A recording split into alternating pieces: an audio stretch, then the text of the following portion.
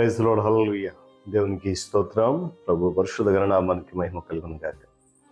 క్రీస్తునందు ప్రియులారా, దేవుడు తన మహాకృపను బట్టి మనకు నూతన ఉదయం 2024వ సంవత్సరం చివరి మాసంలో 4వ ఆదివారం రీతిగా ప్రభు సన్నిధిలో ఉండే చక్కటి శ్రేష్టమైన అవకాశాన్ని ప్రభు ఇచ్చినందుకు బట్టి ప్రభు పరిశుద్ధ గణనామానికి మహిమ కలుగును గాక. క్రీస్తునందు ప్రియులైన దైవజనులు, స్నేహితులు, విశ్వాసులు, సహోదరులు, ఈ కార్యక్రమాన్ని వీక్షిస్తున్న ప్రియ దేవుని బిడ్డలందరికీ మన ప్రభు అయిన యేసుక్రీస్తు వారి ప్రశస్తమైన నామంలో శుభములు, వందనాలు తెలియజేస్తున్నాం. మీరంతా బాగున్నారా? చాలా సంతోషం. రండి, ఈ దినము కూడా ప్రేమతో ఆహ్వానిస్తూ ఉన్నాను. అనుదిన అభివృద్ధి ఉదయకాలపు ధ్యానాలు ఉన్నటువంటి ఈ ఆధ్యాత్మిక కార్యక్రమంలో నాతో పాటు పాలిభాగస్లై వాక్యాన్ని ధ్యానించి దైవ ఆశీర్వాదాలు పొందండి. దగ్గరలో బైబిల్స్ ఉన్నాయా? తరచి చూడండి. లేని పక్షాన చదివే మాట వినండి, గ్రహించి వాక్య ధ్యానంలో పాలిభాగస్లు కమ్మని మనం చేస్తూ నేటి దిన ధ్యానవాక్యంగా మత్తయి సువార్త 1వ అధ్యాయము 20వ వచనం నుండి ఒక మాటను నేను చదువుతా ఉన్నాను. దావీదు కుమారుడు అయిన యోసేపు, నీ భార్య అయిన మరియను చేర్చుకున్నటకు భయపడకుము. దేవుడు తన పరిశుద్ధ మాటను మనకు దీవించుగాక. తమలోంచి కన్ను మూసుకోండి. ప్రార్థన. ప్రేమ కలిగిన తండ్రి, వందనాలు. ఒకసారి పరిశుద్ధ ఆదివారపు ఆరాధనలో నీ కృపను జ్ఞాపకం చేసుకున్నావు. గడిచిన 21 దినాలు ఈ బలమైన రెక్కల జెండా దాచిన స్తోత్రాలు, కృపను జ్ఞాపకం చేసుకుని వందనాలు. ఈ దినం కూడా ఈ పరిశుద్ధ దినమున నీ సన్నిధిలో మనం నిలబెట్టారు. మీకు వందనాలు. నిశ్చితమైతే నడిపించి బలపరచు. అనేక బిడ్డలు పాలిభాగస్లై వీక్షిస్తుండగా నీ వారిని మీరు బలపరచమని దేవుడికి నింపమని క్రీస్తు వారి యేసు నామంలో అడుగుతున్నాను మా తండ్రి, ఆమేన్. చాలా సంతోషం ప్రియులారా. ఈ క్రిస్మస్ మాసంలో చివరి దినాల్లోకి వచ్చాం. మరి కొన్ని రోజుల్లో క్రిస్మస్ ఆరాధనలోకి మనం వెళ్ళిపోతాం. క్రిస్మస్ సంబరాలు ఏ విధంగా జరుపుకోవాలి అనేది నేర్చుకున్నాం. క్రిస్మస్లో రెండో పార్శ్వం ఏంటనేది నేర్చుకుంటున్నాం. విధేయతను గురించినటువంటి మర్మాన్ని నేర్చుకుంటున్నాం. గడిచిన 2 దినాలుగా మరి ఎలిజబెత్, జకరియా, అదేవిధంగా మరియా. ఈరోజు చదివినటువంటి లేఖను చూసి ఆటోమేటిక్గా అందరికి అర్థమైపోయి ఉంటుంది. విధేయత చూపిన వ్యక్తి మరెవరంటే యోసేపు. పాలస్తీనా దేశంలో నిశ్చితార్థం అనేది చట్టబద్ధమైనటువంటి కట్టడం. సాధారణంగా ఇరు పక్షాల తల్లిదండ్రులు కూడా దాన్ని ఏర్పాటు చేస్తారు, ఆలోచన చేసి. అయితే వివాహం జరిగే వరకు కూడా మరి వారిరువురు చాలా పవిత్రులుగా ఉండాలనేది వాక్యం చెప్తున్నమాట. ఇక్కడ జరిగినటువంటి సంఘటన ఏంటంటే మరియ గర్భవతి అయింది. యోసేపు నీతిమంతుడు అని ఒక వాక్యం చెప్తుంది. మరియను ఏం చేశాడంట?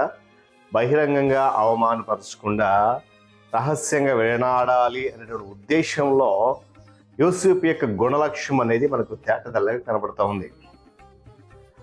రెండోది ఏంటంటే మరియను తన భార్యగా స్వీకరించడంలో అతడు ప్రభువునకు చూపిన విధేయత అతని గుణలక్ష్యములకు కిరీటం అవుతుంది. దేవునికి స్తోత్రం కలుగును గాక. యోసేపు ప్రభువుతో తనకు ఆజ్ఞాపించే ప్రకారం చేసి ఆమెను తన భార్యగా చేర్చుకున్నాడని మత్తయి రాశాడు. వీళ్ళరా కొంతమందికి ఈ విషయము చాలా విడ్డూరంగా అనిపించవచ్చు. సమాజంలో గౌరవం కలిగినటువంటి వ్యక్తిగా నీతిమంతుడైనటువంటి యోసేపు వంటి వ్యక్తికి ఎలాంటి కారణాలు చెప్పినా కూడా తనకు కాబోయే భార్య విషయంలో ఏమండి ఆమె ముందే గర్భవతి అనేది గొప్ప ఇబ్బందికర విషయమే. అయితే దేవుని దూత యోసేపు దగ్గరికి వచ్చి మరియను సమర్థిస్తూ అది కేవలము పరిశుద్ధాత్మని వల్ల కలిగిన కార్యం అని చెప్పినప్పుడు ఒక్క మాట కూడా పలకలేదండి. ఎంత విధేయుడో! ఈ సమాచారము కేవలం ఒక కలలో మామూలుగా వచ్చినప్పటికీ కూడా యోసేపు ప్రభువుకు లోబడ్డాడు. దేవుని స్తోత్రం చెప్పండి. హల్లెలూయా. మన అంతరంగంలో దేవుడు మాట్లాడాడు అనే ఒక నిశ్చయత కలిగినప్పుడు, ఒక నిర్ధారణ అనేది మనలో వచ్చినప్పుడు మరొకసారి దానిని నిర్ధారించుకోవాల్సి ఉన్నదనేటువంటి నెపము మన హృదయంలో బయలుదేరినప్పుడు విధేయత చూపించడం అనేది ఆలస్యమైపోతుంది. ఒకసారి ప్రభు దర్శనం ద్వారా కళ్ళతో మనతో మాట్లాడినప్పుడు రెండోసారి రుజువు చేసుకోవాలి, అది ఖచ్చితమా కాదా అనేటువంటి నెపము మన హృదయంలోకి వచ్చినప్పుడు విధేయత అనేది ఆలస్యం. కనుక విధేయత చూపించడానికి ఆలస్యము చేయకూడదు. యోసేపు ఇంకా మనకు నేర్పించే పాఠం ఏంటంటే అనుకూలతను బట్టి కాకుండా, పరిస్థితులను బట్టి కాకుండా, తన మనస్సాక్షిని బట్టి సాంఘిక చట్టాలను అనుసరించవలెనను అనేది అతను నేర్పించేటువంటి పాఠం. బెత్లెహేము గ్రామము నజరేతు నుండి సుమారు 150 కిలోమీటర్ల దూరంలో ఉంది. అది కనీసం 3 దినములంత ప్రయాణం. కైసర్ ఔగుస్తు ఆజ్ఞ అయింది, విధేయులైన వారు తమ పేర్లు నమోదు చేసుకోవాలి.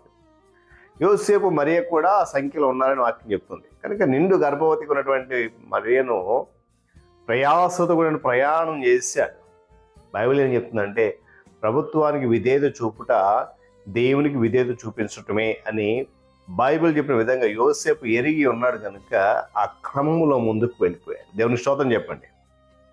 పిల్లల ఇంకా యేసుక్రీస్తు ప్రభువారు పుట్టిన తర్వాత కూడా యోసేపుకు దూత స్వప్నం కనబడి క్రీస్తు ప్రభువారిని గురించినటువంటి సమాచారం, ఆయన భద్రతను గురించినటువంటి సమాచారం నిర్ణయించడంలో ఇది నాకు వాక్యం ఉంది.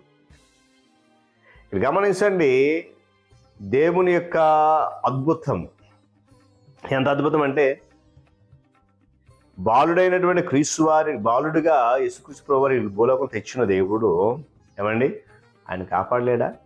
ఖచ్చితంగా కాపాడతాడు. కాకపోతే ఆయన అప్పగించిన పనిని మనుష్యులు విధేయత కలిగి నెరవేర్చినప్పుడు, ఆ మాటకు లోబడినప్పుడు ఖచ్చితంగా గొప్ప కార్యాలు చూస్తాం. అక్కడ ఎలిజబెత్ జకరీ విషయంలో దేవుడు గొప్ప కార్యం చేశాడు. మరియ విషయంలో గొప్ప కార్యం చేశాడు. యోసేపు విషయంలో కూడా తనలో ఉన్నటువంటి అనుమానాలన్నిటి కూడా దూరం చేసి ఓ శ్రేష్టమైన తలంపుతో నింపేశాడు.